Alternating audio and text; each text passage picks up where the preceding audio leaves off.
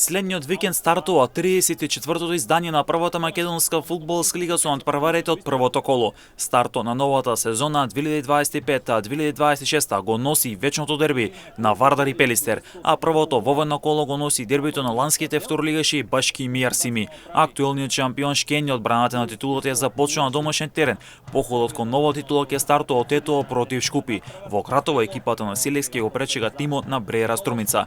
Поранешниот шампион Струга Тремлум на домашен терен ќе игра против повратникот во елитата, екипата на Македонија Ѓорче Петров, додека пак во Кавадарци ќе се соочат Тиквеш и Работнички. Поради кратењето на лигата од 12 на 10 екипи од елитата испаѓа дури 3 екипи директно во втората македонска фудбалска лига, а тоа ќе бидат последните 3 позиции, односно екипите кои ќе завршат на 12-тото, 11-тото и 10-тото место, а пак екипите кои ќе бидат на 9-тото, односно 8-то место ќе играат бараж за можен опстанок во елитата.